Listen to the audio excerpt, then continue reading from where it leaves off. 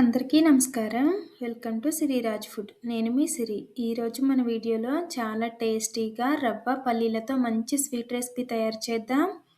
Taste అయితే చాలా అంటే చాలా బాగుంటుంది. చిన్న పిల్లలైతే భలే ఇష్టంగా తింటారు. నోట్లో వేసుకుంటే వెన్నలా కరిగిపోతుంది.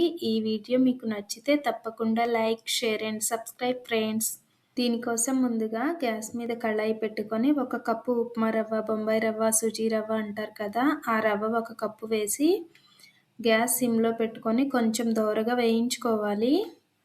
ఇలా వేగిన రవ్వని ఒక ప్లేట్లోకి తీసి పక్కన పెడదాం. మళ్ళీ అదే కళాయిలో 1 కప్పు పల్లీలు వేసి పల్లీలు కూడా గ్యాస్ సిమ్లో పెట్టి వేయించామంటే అన్ని వైపులా మంచిగా వేగుతాయి అన్నమాట.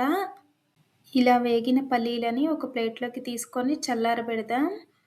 ఒక మిక్సీ జార్ తీసుకొని అందులో మనం ముందు వేయించుకున్న రవ్వను వేసి కొంచెం మెత్తగా మిక్సీ పట్టుకోవాలి. ఇప్పుడు మన వీడియోలో చూపిస్తున్న విధంగా ఇలా రవ్వ అయితే సరిపోతుంది.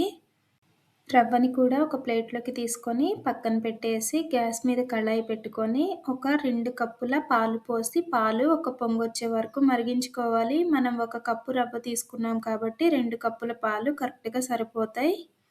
పాలు ఇలా పొంగొస్తున్నప్పుడు మనం ముందు మిక్సీ పట్టి పెట్టుకున్న రవ్వను వేసి ఉండలేమి కట్టకుండా కలుపుకోవాలి. ఇలా కలుపుతూ ఉన్నామంటే రవ్వ అనేది త్వరగానే దగ్గరికి వచ్చేస్తుంది. ఇలా వచ్చిన తర్వాత ప్యాన్ నుంచి సపరేట్ అవుతుంది అనుకున్నప్పుడు 1 స్పూన్ నెయ్యి వేసుకొని నెయ్యి అంతా రవ్వలో కలిసిపోయేలాగా కలుపుకోవాలి. చూస్తుంటే ఇప్పుడు రవ్వ అయితే ప్యాన్ నుంచి సపరేట్ అయిపోయింది కదా, దీన్ని ఒక ప్లేట్లోకి పక్కకి తీసుకొని కొంచెం చల్లారబెడదాం. రవ్వ మిక్సీ పట్టుకున్న మిక్సీ జార్లోనే మనం ముందు వేయించి పెట్టుకున్న పల్లీలను వేసి పల్లీలను కూడా కొంచెం బరకగా మిక్సీ పట్టుకోవాలి. వీటిపైన పొట్టేమీ తీయాల్సిన అవసరం లేదు. పొట్టుతోనే ఈ స్వీట్ని తయారు చేద్దాం. ఇలా మన వీడియోలో చూపిస్తున్న విధంగా పొడైతే సరిపోతుంది. మరీ మెత్తగా పట్టుకోవాల్సిన అవసరం ఉండదు. అలానే పప్పులు మధ్య మధ్యలో తగులుతుంటేనే స్వీట్ టేస్ట్ కూడా చాలా బాగుంటుంది.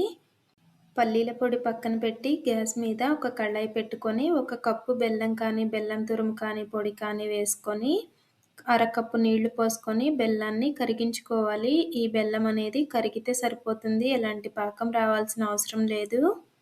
ఇలా కరిగిన తర్వాత మనం ముందు పట్టి పెట్టుకున్న పల్లీల పొడి వేసి ఉండలు కట్టకుండా మంచిగా కలుపుకోవాలి.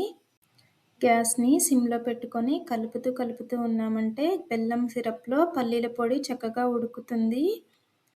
పల్లీలు, బెల్లం అనేది కొంచెం దగ్గర పడిన తర్వాత 1 స్పూన్ కొబ్బరి పొడి ఉంటే వేయండి, లేకపోతే లేదు. కొబ్బరి పొడి వేసుకొని మంచిగా కలుపుకొని కలిసిపోయిన తర్వాత 1 స్పూన్ నెయ్యి వేసుకొని ఈ నెయ్యి కరిగి స్వీట్లో మంచిగా కలిసిపోయేలాగా కలుపుకోవాలి.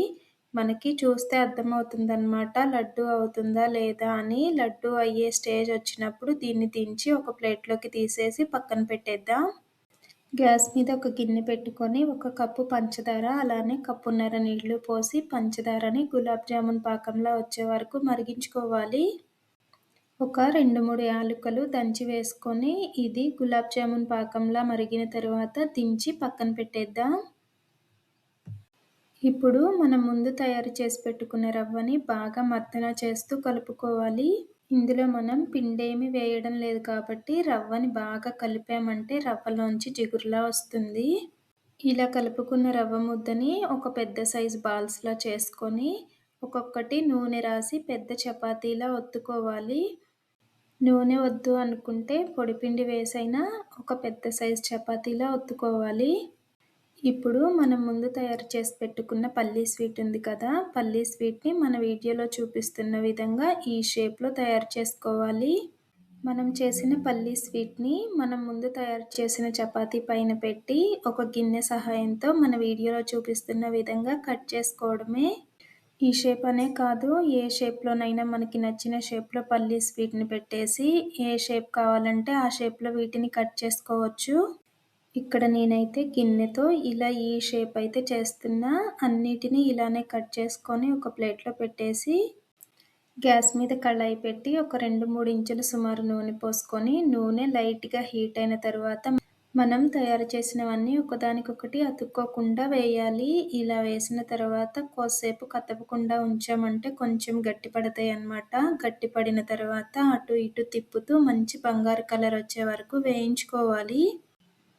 ఇప్పుడు ఇవైతే వేగిపోయినాయి కదా! వీటిని పక్కకి తీసేద్దాం. మనం ముందు తయారు చేసి పెట్టుకున్న పంచదార పాకం అనేది చల్లారినట్టుగా ఉంటే ఒక్కసారి కొంచెం వేడి చేసుకొని పాకంలో వేసి ఒక 10 నిమిషాలు పక్కన పెట్టామంటే చక్కగా పీల్చేస్తాయన్నమాట. మనం వీటిని తయారు చేయడానికి ఎలాంటి పిండి వాడలేదు. ఇంట్లో ఉండే 2, 3 ఐటెమ్స్‌తోనే మంచి స్వీట్ అయితే తయారు చేసుకోవచ్చు. ఈ టేస్ట్ అయితే మీకెక్కడ స్వీట్ షాప్‌లో కూడా దొరకదు. ఒక్కసారి తప్పకుండా ట్రై చేసి చూడండి.